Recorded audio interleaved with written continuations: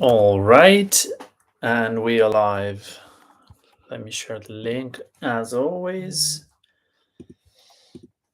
And then we get started.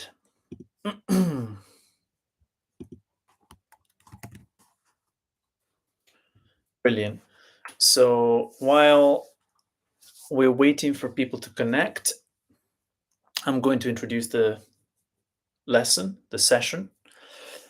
This is a session that goes on weekly at Italian Mastery. I strongly believe that in order to master a language, people have to practice, do the work. So languages are learned, not taught. And we have courses. Of course, there is the Italian Mastery University. There's lots of material, lots of good material to um, intellectualize and then go through every single topic on the book. But beyond that, we need to practice.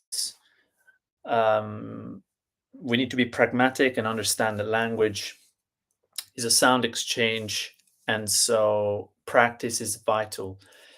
In these sessions, we try to do that. We try to practice. In particular, what we're doing in this particular session is to come up with examples of Italian sentences, so phrases, sentences in Italian that make sense from a grammatical standpoint. And I am purposely making some mistakes in these sentences. So it could be that there's one mistake, it could be that there's many. And what I would like you to do is to listen to the sentence, the example, and see if you can understand it. And so first, understand it. Second, spot the error. And third, if possible, correct the error. Now, feel free to let me know in the chats or the comments if these sentences are too difficult, if they're too easy, if they're too boring, if they're too exciting. And I'll think of different ways or different examples to drive home the same points. With this being said, I'm going to give people another 30 seconds to turn up. Meanwhile, I am going to tell you already what the syllabus for this, what the plan is. I am going to come up with a few examples. And in particular, we're going to look at articles, we're going to look at gender, and we're going to look at nouns, adjectives. They're all related because they all need strong foundations of gender and plurality. So, for example, let's start with a very easy example to think about. La macchina piccolo.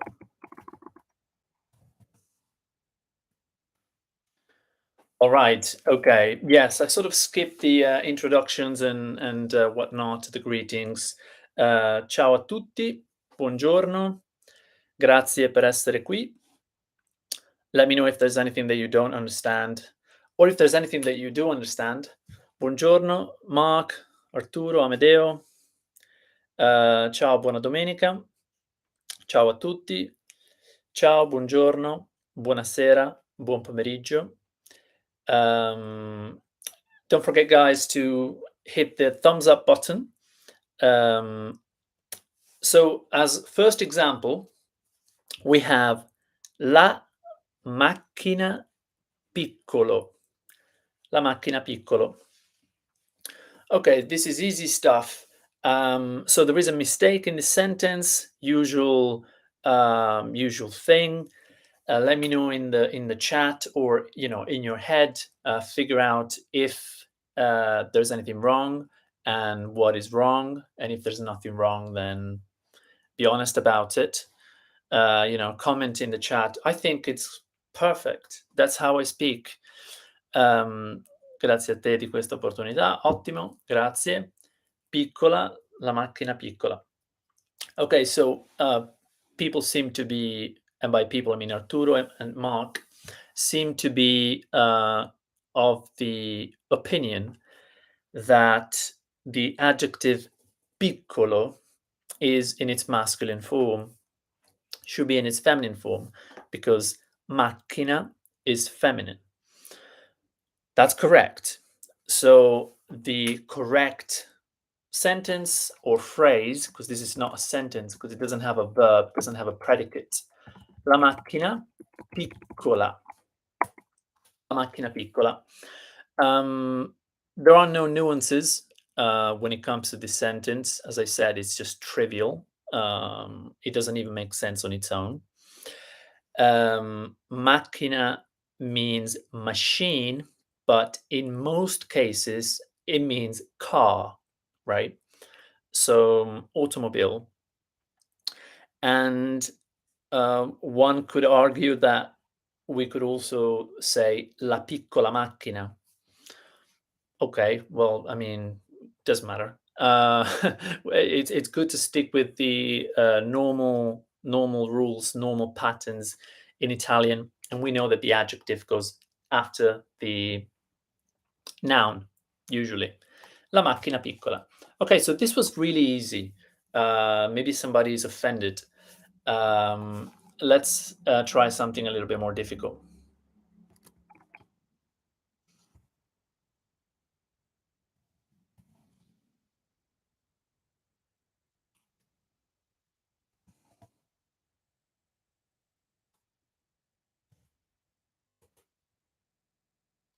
Okay, as a second example,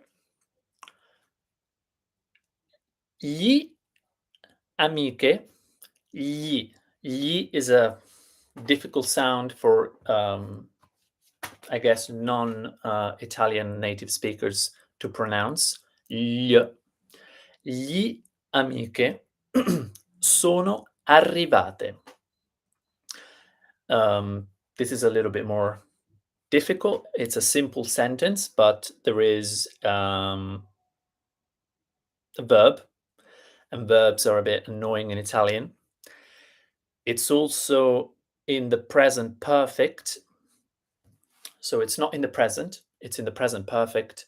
So we're talking about the past.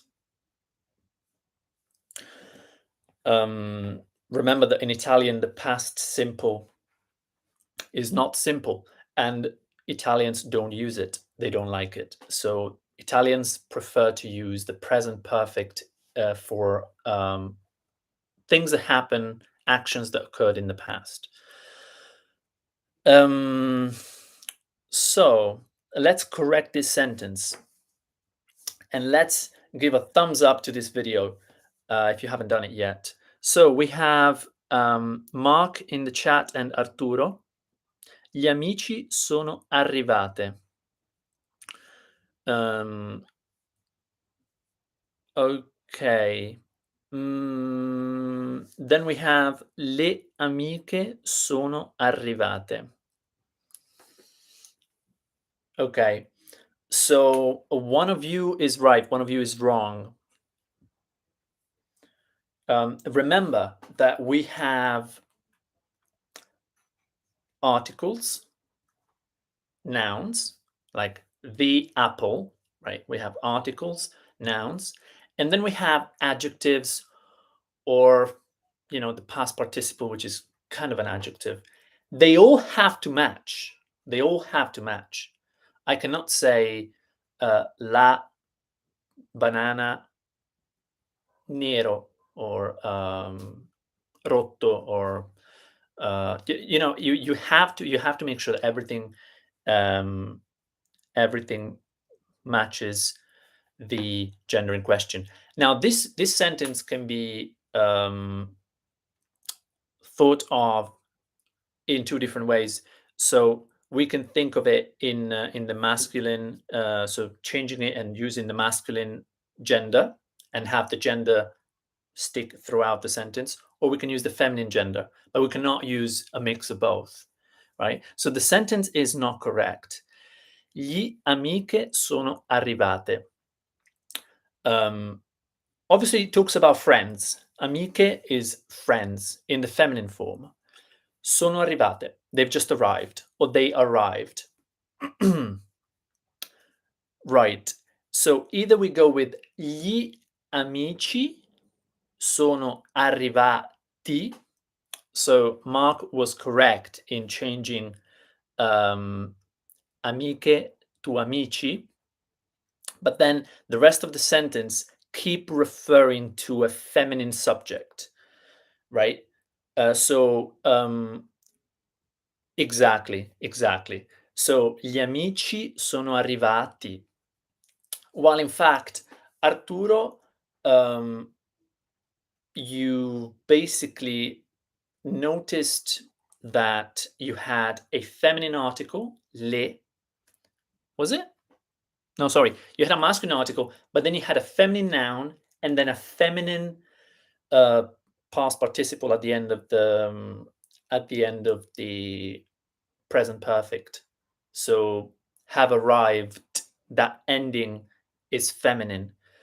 So you decided to change the only thing that was odd, which is the article. So le amiche sono arrivate. So both sentences are correct. Le amiche sono arrivate, talking about female friends that have just arrived, or a mix of female and male or male friends. Gli amici sono arrivati. Absolutely. Also, again, like these are simple sentences, and there's not very much that's nuanced about this. But it's good to point out that the word. Okay, so it's good to point out that there's and this is a pronunciation lesson. I mean, we covered this at length, but in short, it's good to point out that spelling and pronunciation in Italian are very easy. It's like a code. You don't need to make assumptions and guess like sometimes we do in English. However, there are some nuances, there are some little things that we need to be aware of. For example, when a consonant and a vowel go together, they come together, they form a sound. Example, B, B, and O is pronounced bo. B and A is pronounced ba. And the same for the other vowels. B and E is pronounced B. So this is easy stuff. There are some pairs, some consonant and vowel pairs, such as C and a vowel, that give rise to a few problems. For example, C plus A, ka. C plus O, ko. But then we have C plus I, it's not ki, but it's chi, right? So, Mark, you wrote gli amici. That's that could be a typo, but that could also not be a typo. So we need to remember the rules of pronunciation in Italian. Gli amici. So the plural in the masculine form is amici, not amici. And so that's one thing to keep in mind.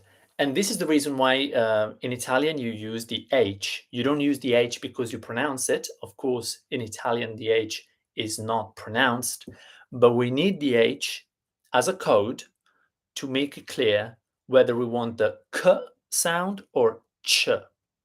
So C plus I, chi, C plus H plus I, ki. Right? So the pronunciation of H, h, doesn't exist, but the H is used in combination with certain consonants, namely C and G, to create two different sounds. Because with C, we can create ch and k, depending on whether we have the H or not, etc. And with G is the same. We can give rise to j or g, right? So jet or get, they're both using the G. Of course, it was spelled jet and get in Italian. So these are important things. Side note, okay, so this was a side note. We just talked about pronunciation for 5 minutes. We can carry on now with more examples. I'm gonna give you 30 seconds to 1 minute to ask me any questions, if you have any, at this point. Meanwhile, I'm going to be looking at creating a new example that is going to be about nouns and not articles. So we abandon articles for a bit.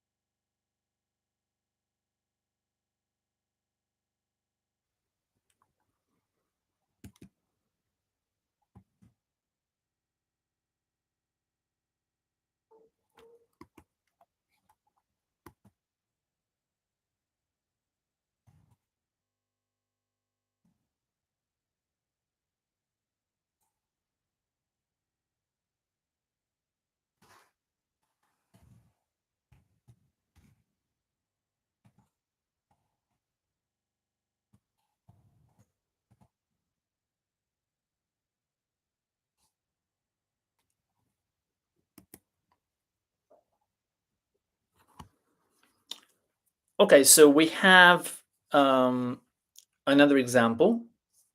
Oh no, wait, there is a question. Arturo chiede, fa una domanda. So asks a question. Chiede una domanda is not is not something a native speaker would say. So be careful when you translate word for word. Either chiede, so he asks, or fa una domanda, so makes or does a question, makes a question, so asks a question. What words get capital letters? Is there a rule in English we capitalize more words than Italians? Yeah. Um, yeah, I believe there are rules. Um, so country states are using the capital. So, by the way, this is something that I am, and we're all different. I am not very interested in spelling. Um, So these mistakes to me have very little value, but I do understand that to some people they're they're a big deal, and it's good to learn a language correctly, right? If we make the effort to learn a language, we may as well want to learn it correctly. Fair enough. So not very important in my opinion, but the country states are of course using the capital letters. The names of people also have capital letters, names, surnames, etc. I believe that you are asking this question because, for example, in English, you capitalize the days of the week, the names of the months, right? So lunedì, martedì, mercoledì, giovedì, venerdì, sabato, domenica. So these are the days of the week, for example, and they don't have a capital letter. Same goes for the names of the months. Yeah, meanwhile, Mark has already solved the exercise. Great.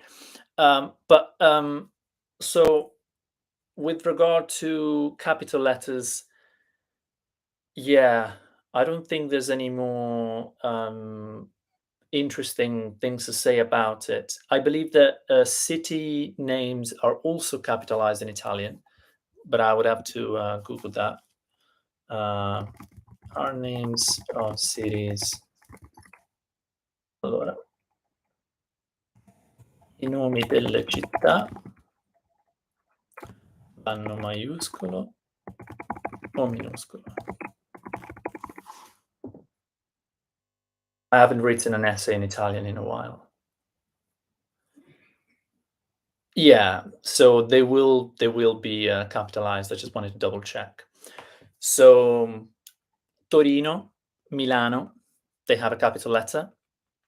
Italia, Francia, America, they have a capital letter. And then Pietro, Paolo, Maria, names of people. And that's it, I believe. Um, il film che hai visto è bellissimo, il film che hai visti è bellissima, bellissimo. Yes, correct. So, Arturo and Mark, correct. Bellissimo. Right, film is a word that's masculine, so the adjective or uh, this would actually be part of the predicate, but without getting too technical, um, has to go together with the gender of the subject being film. And also we have a hint because the movie, the word film comes with an article that's masculine. So that's an indication that the word is actually masculine. But it could have been a mistake. So you were both right. Um, let's try something even more difficult this time.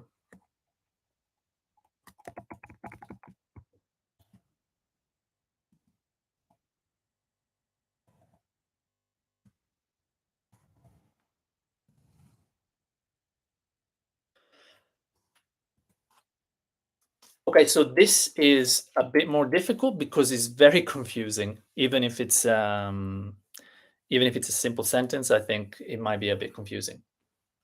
I'm going to read it out. Torino è un città molto bella. Oh, Mark is leaving. Ok, Mark, grazie di essere intervenuto. Grazie di essere venuto. Ci vediamo presto. Ciao ciao. Torino è una un città molto bella. There's a few things going on. I'm going to explain. Oh, we have Sam.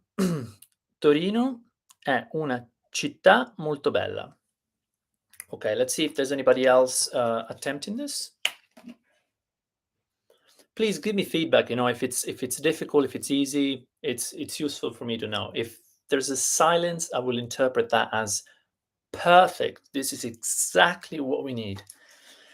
I couldn't learn Italian because of this example, but now that we've covered it, everything is going to be easier.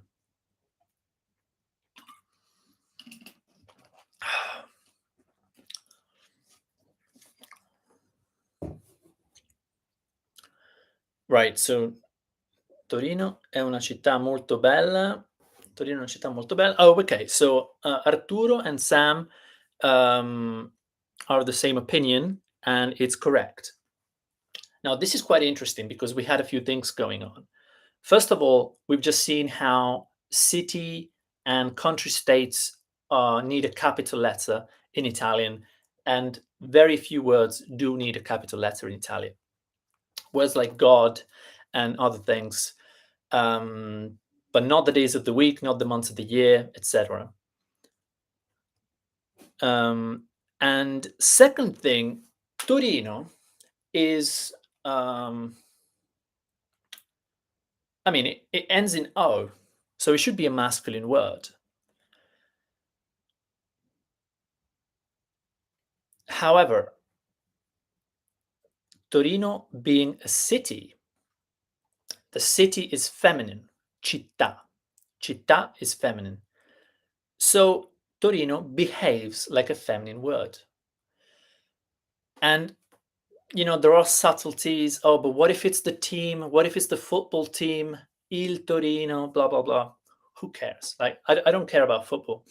So in this scenario, Torino è una città. This is perfect because Torino is feminine, is a city. City is also feminine. So we just carry on with the feminine gender all the way throughout the sentence. Molto bella. In fact, we could also say Torino è molto bella, which should sound a bit strange, right? Because usually I would say Marco è molto bello, Maria è molto bella. So we have masculine and feminine. But this time we go Torino è molto bella. Or Roma. They are ending in A and O, but they're both cities.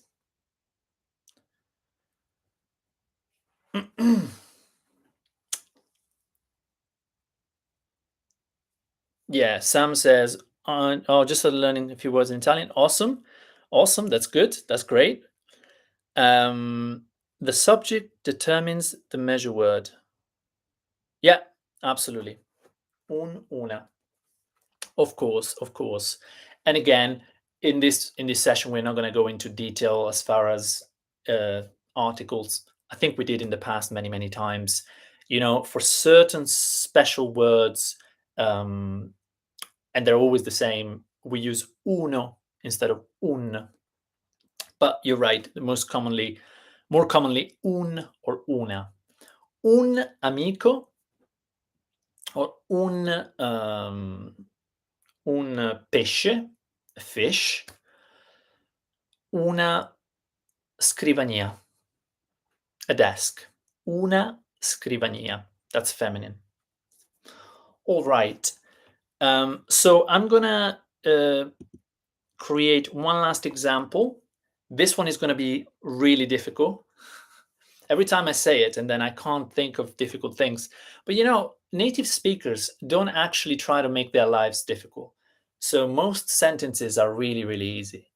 So I think learning a language, you want to learn the 20% that is spoken 80% of the time, and then learning the remaining 80% that's spoken 20% of the time over time. That was confusing, but anyways.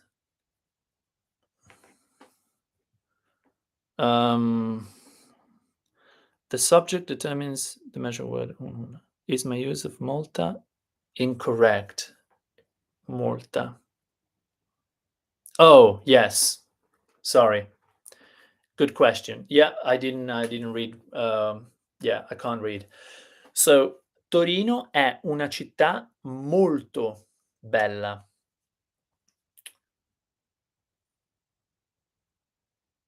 Yes. So I think the problem here is that the word molto can create confusion. I don't know if you've spotted why it created confusion, but I think I know. Molto, much. I believe in English is only an adverb. This is much. Doesn't sound good. In Italian, it can be either an adverb or an adjective. So an adjective is something that you stick next to a noun. So ragazza bella, right? A nice looking girl, right? This is an example. Ragazza being the noun, bella being the adjective. Now the adverb, so the adjective gives more information about the noun that it's attached to. The adverb gives more information about the adjective that's attached to the noun. So the adverb is um, basically a gauge um, to dim the the adverb dims the adjective. So molto bella, poco bella. So we're describing how beautiful, how good looking. Una ragazza molto bella is a very beautiful girl. So very is um, giving us a giving us an idea about how beautiful, the level of being beautiful from 1 to 10, right? So that's what the adverb does. So molto in Italian, which is much in English, can be used as an adverb. È molto presto. So it's very early. So in that case, you don't touch the adverb because as an adverb, adverbs don't get touched. They're just in one particular shape, and they stay in that shape. That's why adverbs are quite easy. Molto bella, molto presto. You don't change the adverb. However, if you want to say this um, hmm,